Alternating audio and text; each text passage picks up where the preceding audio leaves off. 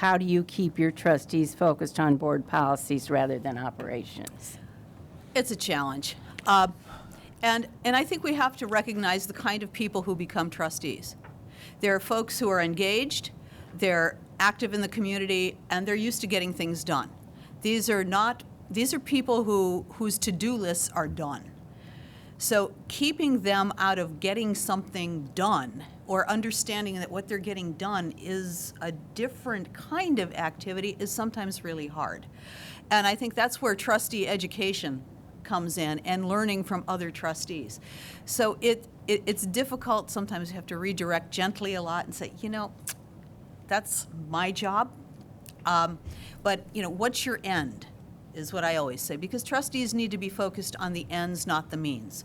And oftentimes, particularly if you've got people from the business community, and Monmouth County has a lot of small businesses, those are people who are very hands-on, very action-oriented, and really used to driving something themselves.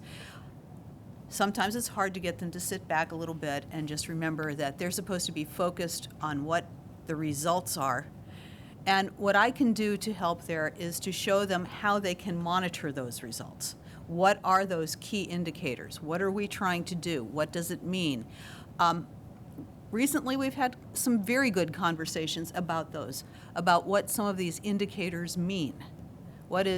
Retention has been a top of conversation in a couple of the committees. What does it mean to retain a student?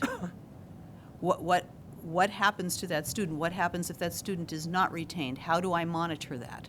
What's more important, fall to spring or fall to fall? What kind of impact does that have on graduation rates?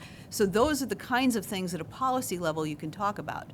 Saying, you need to look at this program right here and you need to up the retention by 5% in that program. That's our job at the college. So it's just helping to define those terms and really focus on the end game.